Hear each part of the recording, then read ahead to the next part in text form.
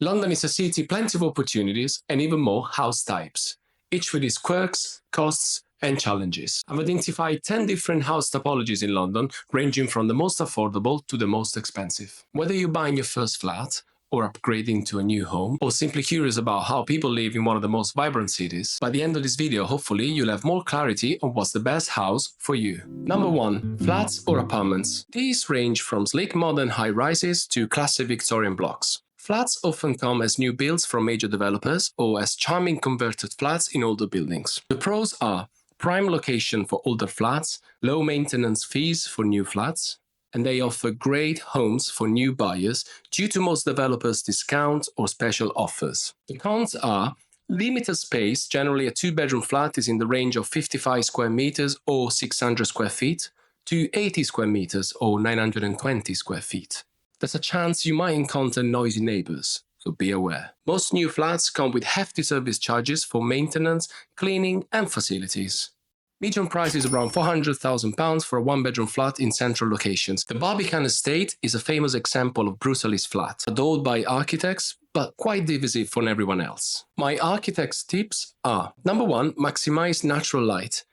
You want to look for south-facing windows or corner units for brighter spaces. Number 2 is check noise levels. Thin walls or noisy neighbors can significantly impact your living experience. Ask the developer how the acoustic insulation was designed. Number 3, you want to look for efficient floor plans with smart storage solution to maximize space and functionality. You don't want the washing machine rattling in your kitchen, do you? Number 2, flats within council estates. Not all homes need a luxury price tag. Council houses and estates are part of London's post-war history and often offer affordable living options. The pros are: these flats are designed with generous room sizes compared to many modern developments. They're often surrounded by parks, gardens, or communal outdoor areas. Historically, they're more affordable than other housing types in London, making them an entry point for many buyers. The cons are: many blocks require significant updates, such as plumbing or insulation. Some council estates carry outdated stigmas that may affect the resale value. Renovation restrictions can make personalization or upgrades a bit more challenging, as these can be sold as leasehold, not freehold properties. The median price is around £450,000 for a 1-bedroom ex-local authority flat. The famous Trellick Tower, a brutalist icon in northwest London, was originally built as social housing, but is now a highly sought-after building. My architect's tips. Number 1 is assess the layout. Council flats often have spacious rooms, but look for well-maintained communal areas as well. Number 2, look for quirky features such as original tile staircases, unique brickwork, or mid-century design details. They really add character and charm to the space. Number 3, older buildings may need insulation or double glazing to reduce energy costs, so beware of your energy bills. Number 3, converted flats. These are period homes split into smaller units. They are great if you love charm without the full price tag. These are commonly referred to as maisonettes, from the French maison, home, especially when they're split in 2 levels, ground and first, but even first and second floor. The pros are high floor-to-ceiling height. This can be up to 3 meters or 9.8 feet. Big, large windows, most commonly of the sash type. They have unique layouts, so no copy and paste like some modern developments. The cons are: the layout can actually be awkward with niches and narrow corridors, so beware. Poor soundproofing. Your neighbor's steps will become your soundtrack. Potential mold issues. Well, this is serious. More to cover in future videos. The median price tag for a 2-bedroom flat is in the range of £500,000 to £700,000. Many of these conversions started as ground family homes at the beginning of the 20th century, but now come with bedrooms barely big enough for a single bed. Can you believe that? My architect's tips. Number 1, focus on original features such as fireplaces, cornices, and sash windows to add character and value to your property. Number 2, noise can be a big challenge in older buildings, so please, before buying, investigate insulating options. Number 3, older properties with poor ventilation are prone to get mold. Please inspect walls, ceilings, and window sills carefully. Number 4, flats within mentioned blocks. Built in the Victorian and Edwardian eras, these red brick buildings are known for high ceilings, large sash windows, and ornate details.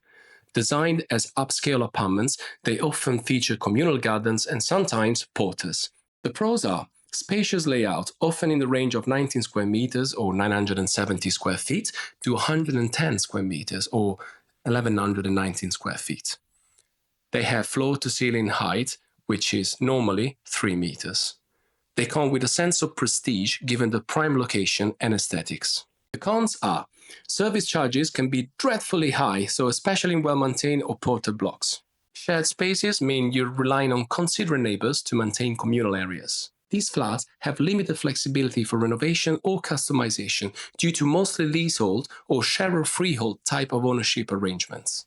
The median price is around £800,000 for a two-bedroom flat in affluent areas. Mansion blocks were once considered to be cutting-edge design, with some of them featuring speaking tubes to speak to the porters. Did you know that? My architect tips. Number 1, seek for ported blocks, which are well-maintained and secure. Make sure you can afford them though. Number 2, older blocks can require regular upkeep, so ensure this is manageable. Number 3, preserve the original features like decorative cornices or tile entryways. They add timeless value and character. Number 5, terraced houses. Terraced houses are the backbone of London's housing, as iconic as the red buses and afternoon tea. Built in long uniform rows, these homes date back to the Georgian, Victorian and Edwardian eras and were designed to maximize space in rapidly growing cities. Typically narrow, they feature compact layouts with rooms stacked over 2 or 3 stories, often with small front gardens and private courtyards or backyards. The pros are generally easy to extend in the form of background floor extension or roof conversion. Charming architecture. These are widespread topologies, normally quite sought after. They are like parsley, we say in Italy, which means they are everywhere. The cons are there's limited privacy due to proximity with your noisy neighbors. They have narrow interiors that can feel cramped, generally not more than 5 meters or 16 feet wide. Parking can be a challenge too, especially in central London areas with no off-street options.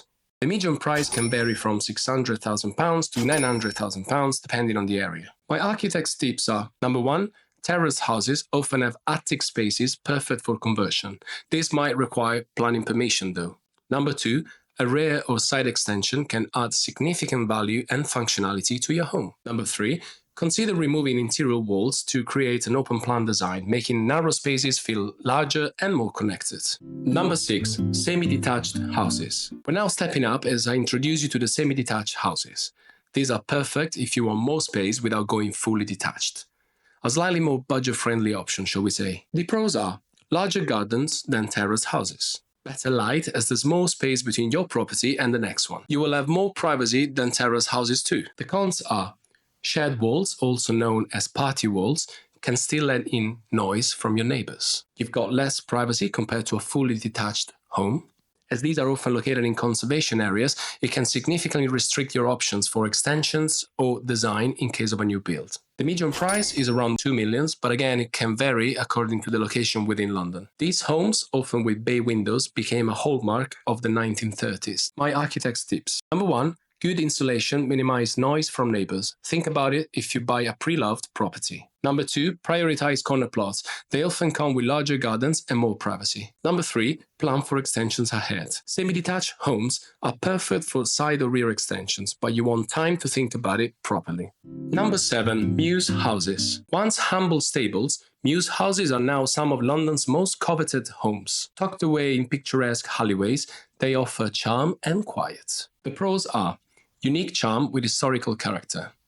Tucked away in peaceful, traffic-free alleyways around the Westminster Central area. They're usually small, but with great potential to redesign the internal layout. The cons are limited interior space compared to the other house types, high price per square foot despite the smaller size, narrow streets and close proximity to other buildings can reduce sunlight quite a lot. The median price is from 1.5 million to 5 million. Isn't it hard to believe that these former stables for horses are now luxurious homes for the wealthy? My architect's tips. Number 1, maximize functionality with clever storage solutions like built-in cabinets or multi-purpose furniture to make the most of the smaller footprint. Number 2, retain or restore original features like cobblestone streets, stable doors, or exposed brickwork to maintain the unique charm of the property. Number 3, narrow streets can limit daylight, so consider skylights, internal courtyards, or glass partitions to brighten the interiors. Number 8, high-rise towers.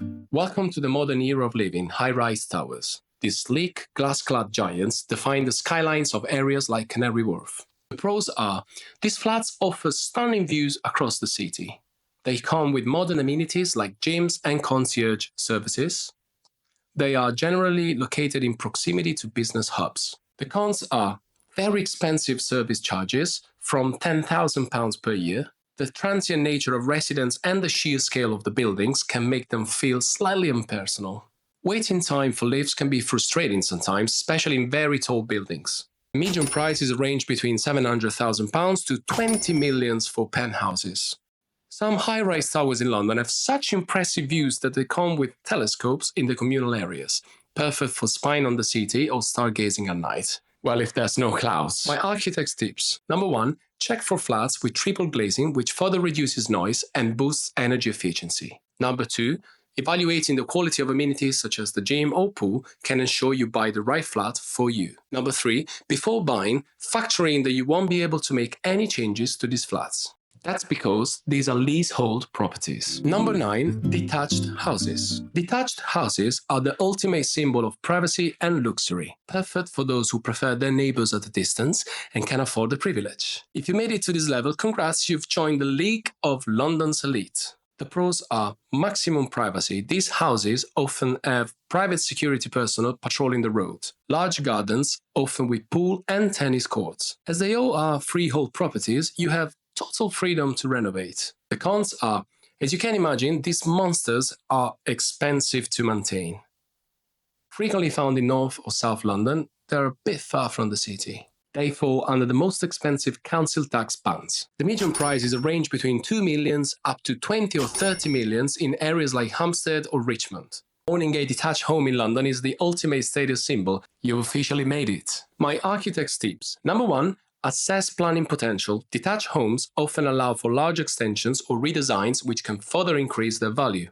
Number 2, focus on the plot. A spacious garden can add huge value and opportunities for outdoor living. Number 3, explore vertical space. Detached houses often have a scope for loft conversions or even double height extensions, creating dramatic interiors and increasing natural light flow. Well, thanks for sticking with me until now. As promised, here's the bonus typology. Last but not least, number 10, houseboats. The pros are, boats are generally more affordable than houses, they're definitely unique, and of course, they're mobile, aren't they? The cons are, you've got limited space and restricted height.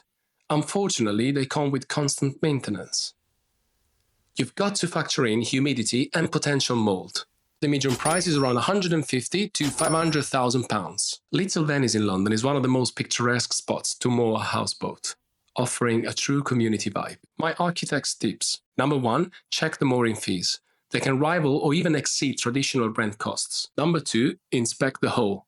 Regular surveys are essential to avoid costly repairs further down the line. Number 3, think about connectivity. Houseboats often lack stable internet and utilities. Plan accordingly. Each home tells a story, from humble terrace houses to glamorous skyscrapers. Which one would you call home? Let me know in the comments below. If you enjoyed this dive into London's housing types, hit like and subscribe for more architectural insights. I'll see you next week for more design, tips, and maybe a sketch or two.